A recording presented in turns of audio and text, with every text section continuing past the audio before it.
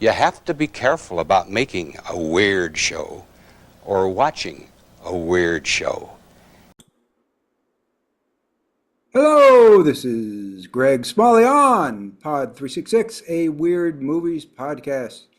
Joined today, as I often am, by the mysterious gaze of Giles Edwards. Hello.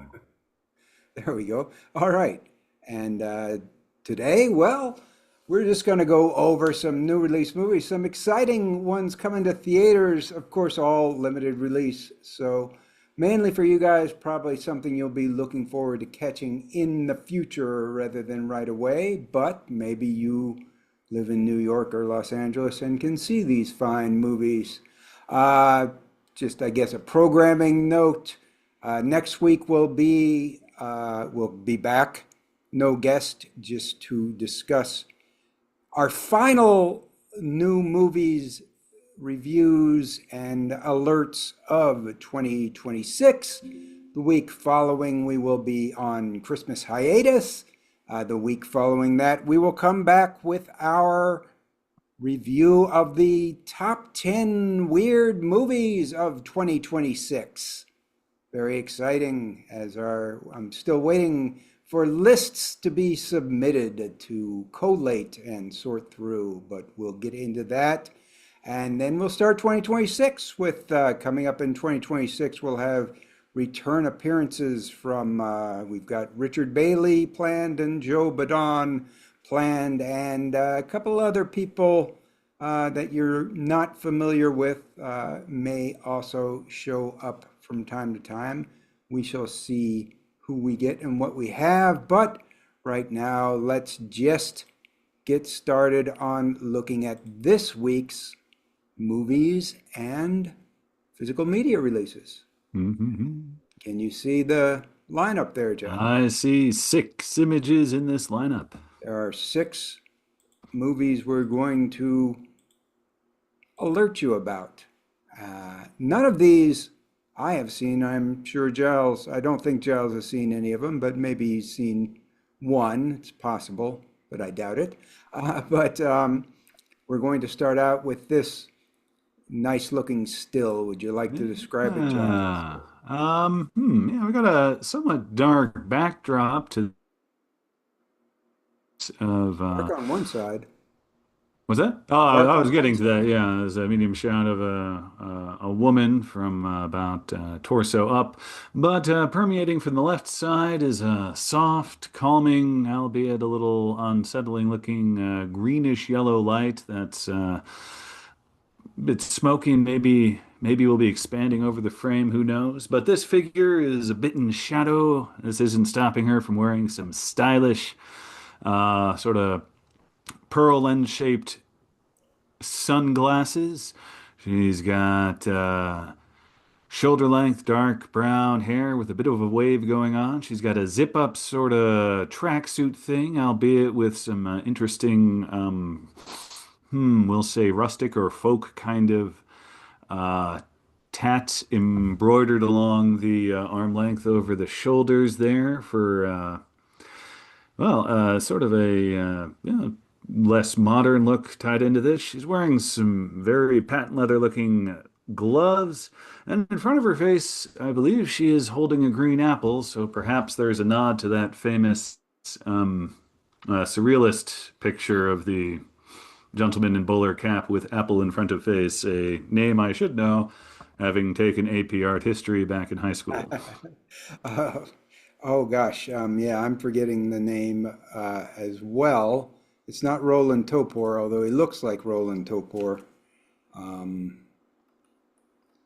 Well, we'll come back. Rene Magritte, the son of Magritte, man. yeah, Magritte. And the guy's wearing a bowler hat, which Yeah. the surrealist Roland Topor always wore, which made me think of Topor. But that's not him. Anyway, Magritte, yes, maybe. Do you know what it is, Giles? This is, oh, geez. No, I guess I don't know. I could maybe make a guess. Well, let me just tell you. It's Is it Resurection. Resurrection? It's Okay. Resurrection. From Began. I always called him Gan B, and I usually call him like Guy Ban because I get confused. No, how is he on your speed dial? On my speed dial, it's the Chinese Tarkovsky. It reads because that's how I like to think of him, and that's pretty much a good description of what you're getting into with a B Gan movie.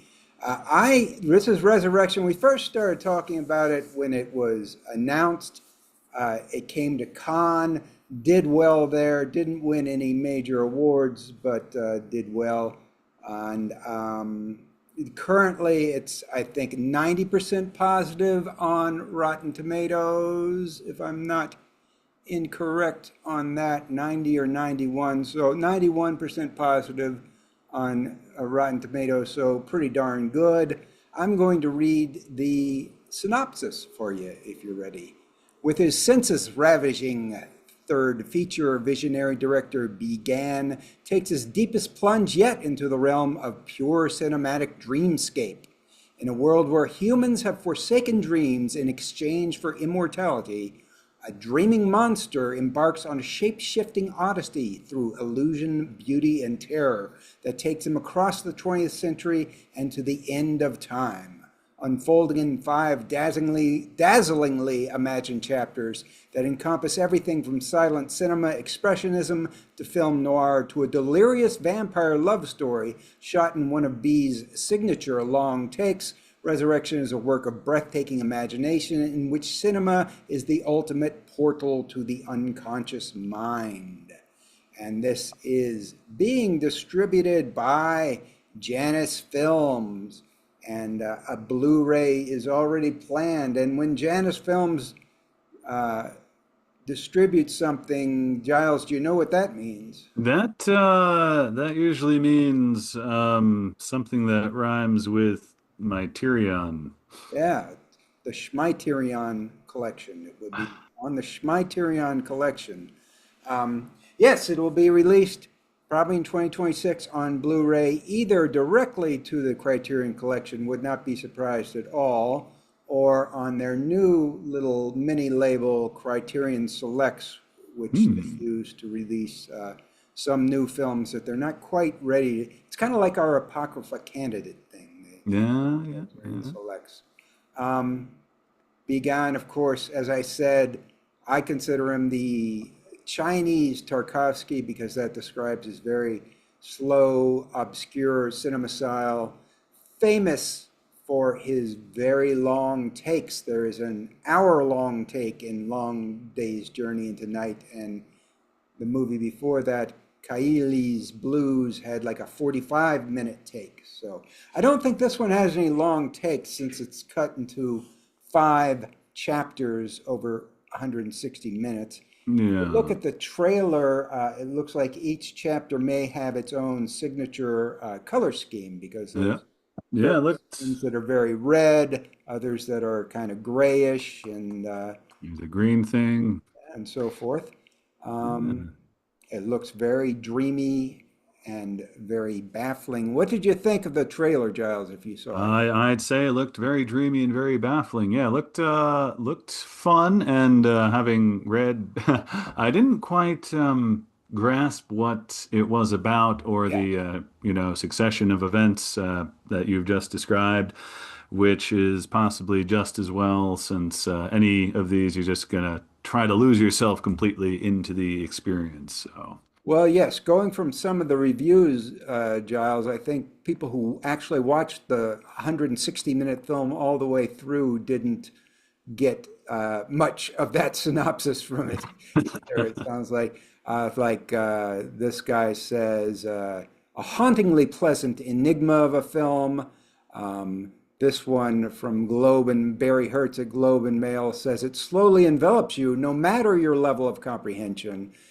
There's several points in these reviews that we have where they say things like bewildered, and that people weren't exactly sure what was going on. So the trailer is probably very indicative of the reality of that movie.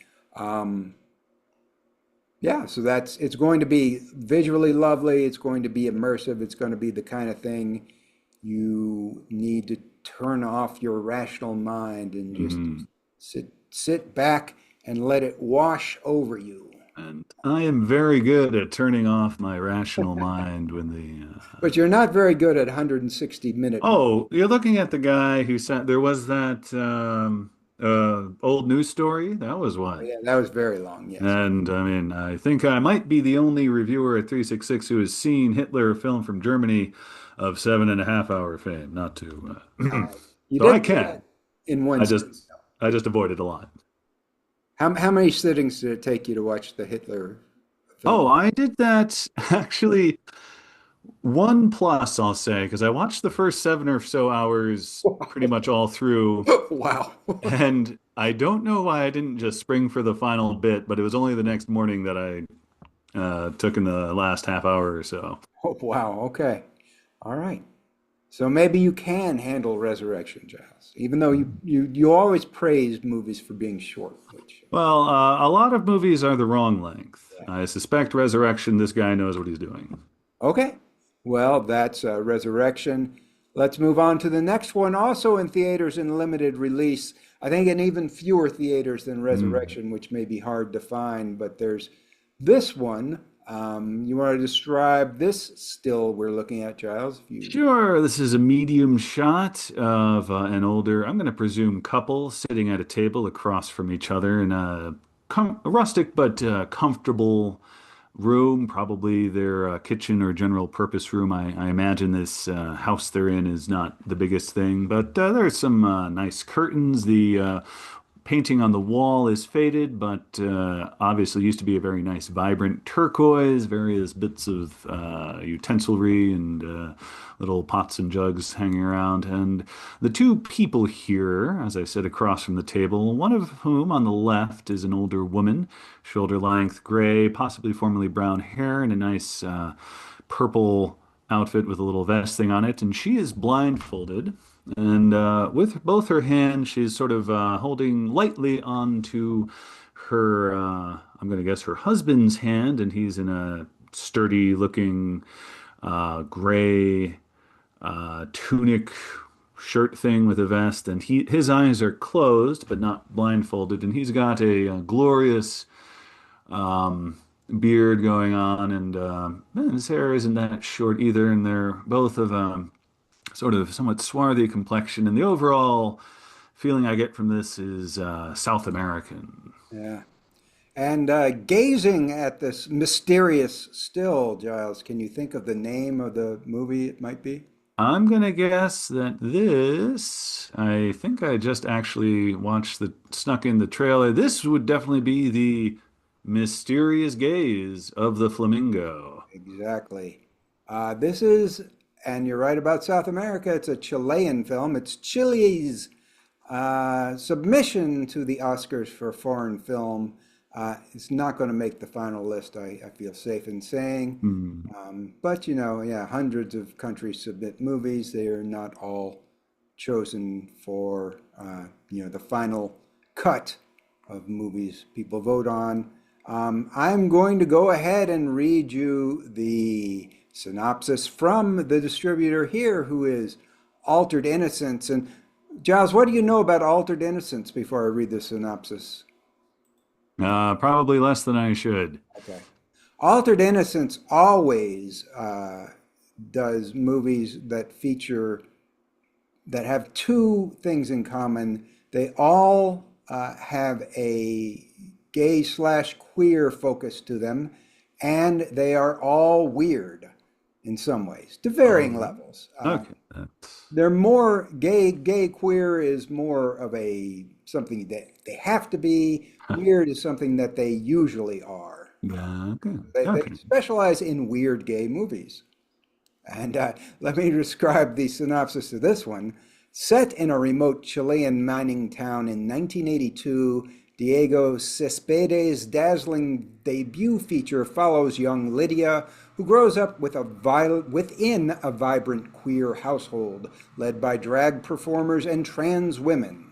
When a mysterious illness, rumored to be spread through the gaze between men, sows fear and hysteria, the community becomes the target of suspicion and violence.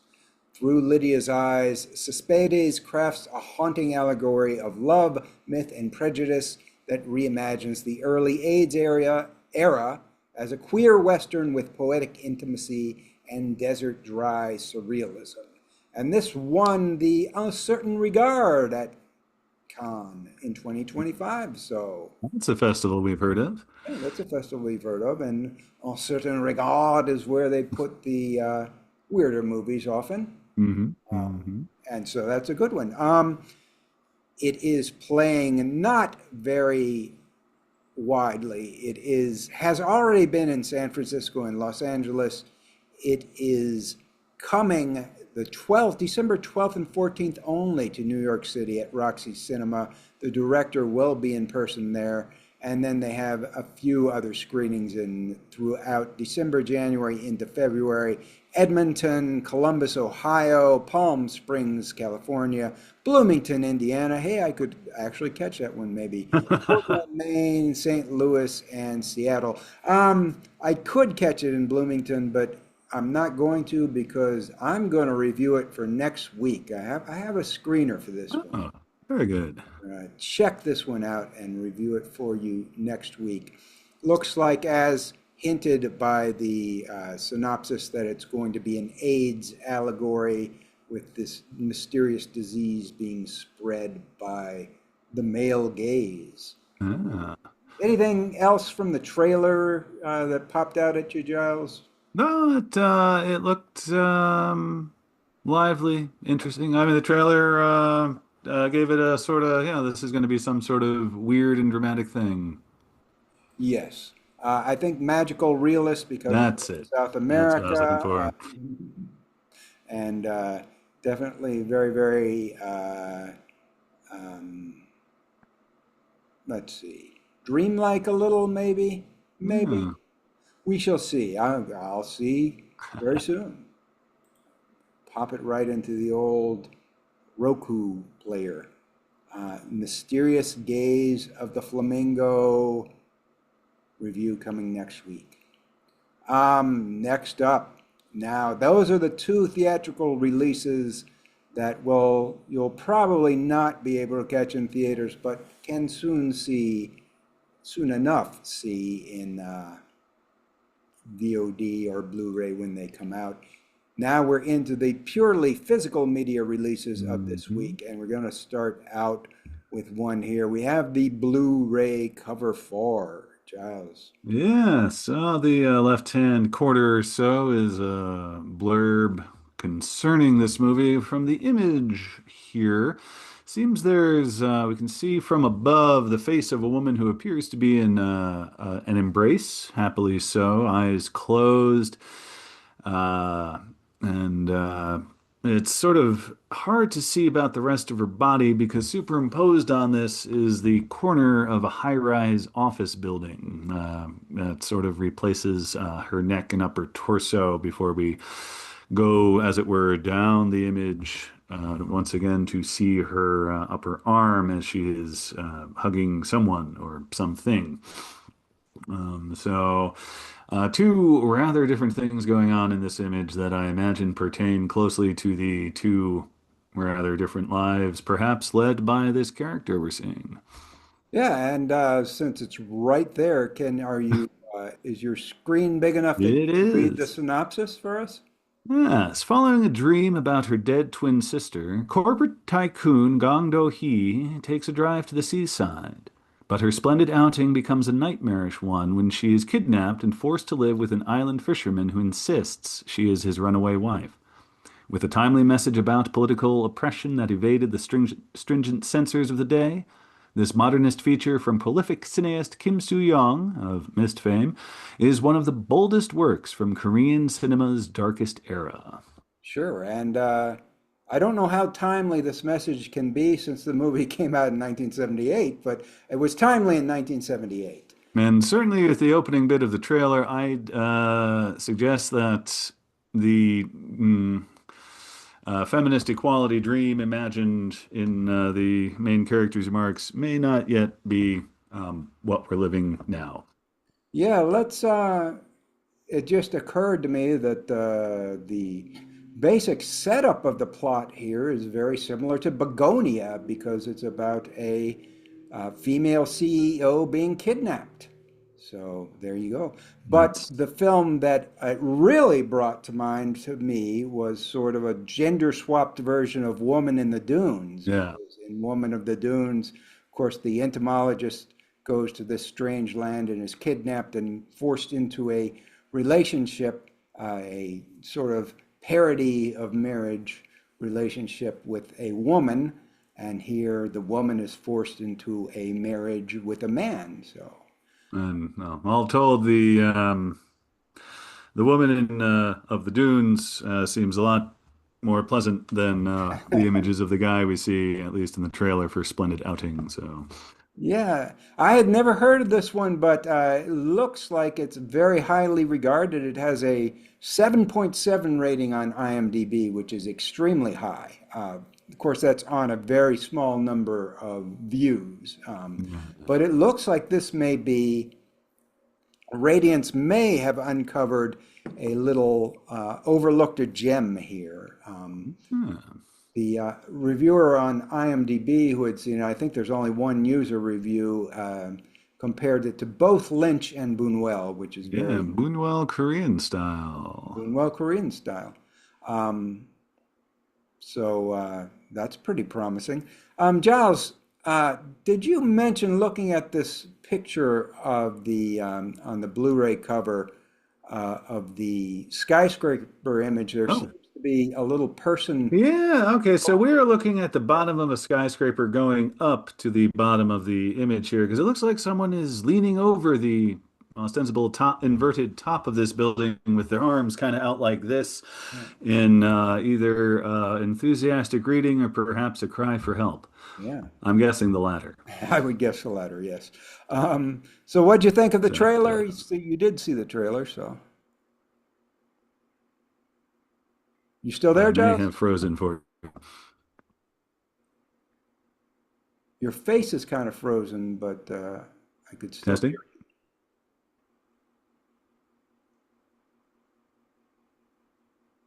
All right, well, I'm not sure if Giles. testing. Yes, we can hear you. It's just your image is. I can hear you again. Can you see me? Yes. All right. Got a What'd you think of windstorm the going. trailer? What's that? Trailer. Trailer, yes. Okay, we have partially lost Giles, it seems like. Oh, well, fingers crossed for the rest of this. Maybe if I see your face start moving, I can get home. There, okay. So I can see you moving. All right. So yes, I saw the trailer for this, and uh,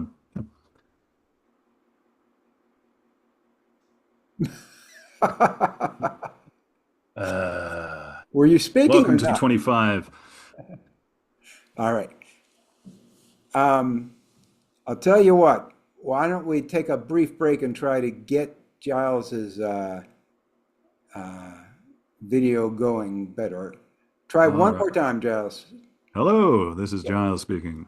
Did you have any thoughts on the trailer?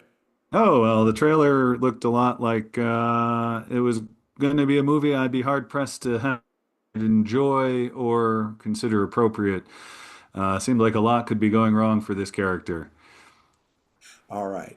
Very, ooh, is she nuts? What's going on? Okay. I think we've got your back. It's kind of hard to tell. You're a little stuttery, but we're going to press on for the moment and see how this next one goes. If it's bad, we'll reboot. But here's the next one that we have. A very simple image. Maybe you can describe it without freezing.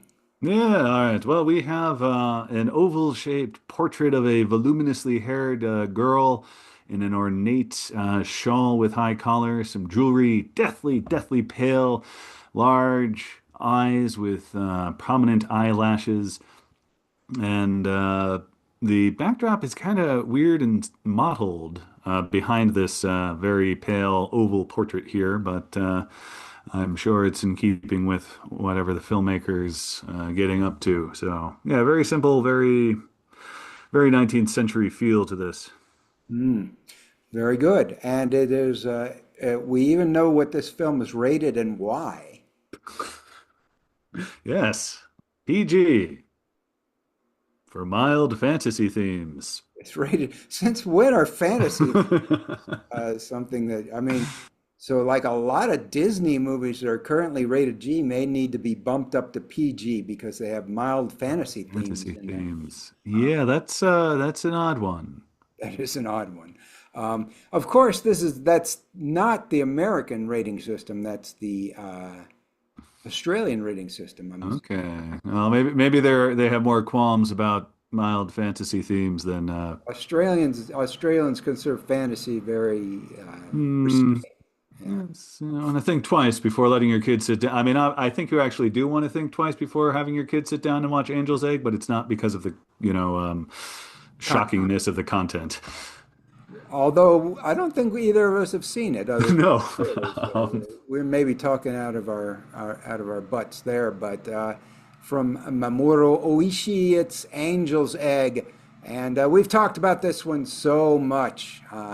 We've waited so long for this to be released, and way back in the early days of the site when it was just a blog, I had published a list of 10 movies that we were anxiously awaiting to appear on DVD at that time. It was before Blu-rays because none of them were available. Now, 7 of them have appeared on DVD and are now on Blu-ray. This was the 8th to appear. So now 8. Do you know the two holdouts off the top of your head? It was our number 2 most anticipated. The 2 that are not on, still not anywhere on Blu-ray or DVD are Throw Away Your Books, Rally in the Streets, Japanese experimental film, which had been on DVD or VHS, but was just out of print. And of course, Cremaster, which will never be on DVD again if Matthew Barney has his way until he's probably dead and Bjork's estate releases it for him because they're a couple. Oh, okay. So this is Angel's Egg. It's an anime originally released as an OVA video released straight to disc, has since been remastered in 4K, re-released to theaters. It is nearly wordless, dialogue-free about a young girl wandering through a deserted, possibly post-apocalyptic cityscape, cradling an egg who meets a mysterious stranger with a cross-shaped crook. And everyone who's seen it seems to adore it. But we have been waiting years and years for it to finally be released, and it finally is from the Australian company Umbrella. There are a few extras on this disc, probably not what you would hope for on a release this monumental, but still, hey, I think the release is the thing. What we do have is an audio commentary with horror cinema writer Amber T, who I'm not familiar with, and a couple of video appreciations, one with anime expert Andrew Osmond, and one with critic and author Jasper Sharp. And then there's some bits of a Q&A from the Toronto Film Festival screening with director Mamoru Oshii. But I think the main thing is the movie itself is finally out. And one more note, this is like a special edition, early import from Australia. I do believe it's quite likely that it will see another release in 2026 because in America, G-Kids released it, and I would not be at all shocked if G-Kids released a Blu-ray strictly for the domestic U.S. market. Here's hoping because I'm already looking at secondary market pre-orders for this that are above the list price. Yeah, it's coming out on December 12th, which is So as you're watching as you're this, watching this, yes. The day after we're recording this, but the day you are watching this. And it is on my Christmas list if anybody out there wants to just we mail can it. all see how many eggs we can get Greg for Christmas. Right. So there it is. Angel's Egg, the long-awaited Angel's Egg. So that's the big news. We have two more less important little movies to discuss. Giles, you want to do this first one on Sure, we got a somewhat ever so vaguely blurry, very sort of 16 millimeter expanded to something larger kind of close-up of a gentleman's face, mustache, beard, scruffy brown black hair, and kind of looking up to our left, I guess, distressed. He's holding up to his ear a small headphone speaker with a wire, so that suggests he's either using an older rig or a very serious rig. And there's a bit of doubling here. We go from one eye, nose, another eye, and then that other eye is doubled in a kind of, I don't know, maybe a double take. Perhaps he's not quite believing what he's hearing. Okay. And this is Rabbit Trap from Magnet. Let me read the very brief product description of this one. Married musicians Dev Patel and Rosie McEwen move to the Welsh countryside to finish a new record. When they capture a forbidden sound not meant for human ears, a stranger appears at their doorstep and their reality starts to blur. So it's one of those reality starts to blur movies. Sounds folk horror, Welsh countryside. I'll confess, when this first came out in film festivals, I was kind of, it's kind of on the borderline. Couldn't tell much from the description and still can't. I decided to wait till some reviews came out. Reviews came out, still didn't reveal very much about it, except that, no one seemed to like it very much. Did find a lot of people who words were kind of slow and confusing. So it's a slow, confusing movie, but definitely one that turns weird, at least by the very end.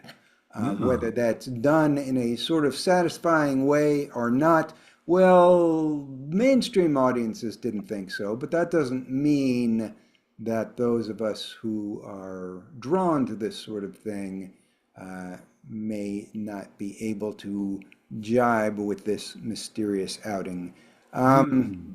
Any thoughts remaining thoughts on Rabbit Trap, Giles? Folk horror thriller looking thing. I mean, it looked pretty interesting. And looking at the filmmaker's previous work, this is Bryn Cheney. He had a short film some years ago that opens with the plot description. Tobias is different to the other boys. He was born with a television set for a head. So I'm going to guess that at least this writer-director's mind is in the right place for us. So who knows? This might be well worth our attention. Yes, I think so. In terms of subject matter, it is. The poor reception by the audience and critics puts me off it a bit, but it's definitely within the weird genre, I feel safe to say. Now on Blu-ray, you can also catch it as usual in the normal streaming places. I should mention it's also on DVD for a little bit cheaper. In fact, well, you can almost buy the DVD for what it would cost to buy the streaming version, yeah. Yeah. But that is Rabbit Trap. And then the last one we're going to mention this week, describe this 4K Ultra HD cover. All right, this is very night, dark time, but instead of ambient bright light. We've got some real red tinge light. There's a forest scene going on. It looks like there are maybe 8 or 9 people with flashlights or large lamps hanging out in the woods. Dead center, there's a fella kind of facing us, very small black t-shirt. I bet he's not feeling very pleased because right in the foreground, what do we see? We see Burley's so-and-so with a wicker style creepy mask thing going on, carrying a wooden log with, one of those combination of pitch and bag and thing, and it's this great burning torch, and it lends itself nice to the ominousness of the title, Which is Kill List. okay. And for Kill List, we have reviewed it. Was not recommended to add to the list, but I did find it intriguing enough to say, well, let's highlight that this is out in 4K. The plot description it was written by Jesse Mixick, says, Jay the hitman, out of his game and down on his luck, takes up a new contract with his partner Gal to help support his wife and young son. That's his motivation. As they start knocking off people on a kill list, Jay finds their targets challenging his principles, his relationships, and eventually his grip on reality. What it looks like is kind of a cross between folk horror and a hitman thriller, and it's the sophomore film from Ben Wheatley, who of course went on to gain canonically weird fame with A Field in England. So, and Ben Wheatley's early work, at least, has always been worth checking out. So that's why this one kind of sticks in my mind. Giles, any thoughts on this one before we call it a day? No, none in particular, except I do love the design of the mask. I mean, I've seen all manner of folk horror style masks over the decades, and this is a very swell addition to that lineup there. I've seen this mask in other places, so I think it may be a traditional one. It's It's a kind of thing where there's the stiff straw covers the entire face. How else would you describe it? I mean, it's got eye holes and just bristles everywhere. certainly a suggestive and effective look. Yeah. I've seen it in a couple other folk horror movies, this mask, which makes me think that it is some sort of traditional Celtic. Yes. Now that would certainly make sense for Wheatley, who has spent a fair amount of his career exploring England's more turbulent, scary past. All right. So that's it for this week, and we made it through with Giles only freezing a very, very little bit. So cheers to that. We'll be back next week for our final look at whatever new releases trickle in at the end of 2006. Then Merry Christmas, and then we'll be back with our look at our best films of 2026. Are we in 2026 or 2020? We're in 2025. I don't know why I keep saying 2026. Well, I believe that this month we consider as part of next year for our... Yes, for our review purposes, we stop 2025 at the end of November and start 2026 at December. So for us, we're weird that way. It's 2026, but for the rest of you, it's 2025. And we'll be looking back at 2025 films in 2 weeks. So with that said, what should people do before? They should subscribe, they should tell their friends, they should open libraries and buy copies of the book to stuff the shelves. They should listen all the way to the end. They should leave comments. They should repost. And most of all, just really enjoy the buffet of weird movie reviews that we provide you here at 366. And the weird movies themselves. All right, that's it. Thanks a lot for listening, and we will see you next week. Bye-bye, everybody. Bye-bye. Weird. Yeah, I guess that is the word for it. Weird.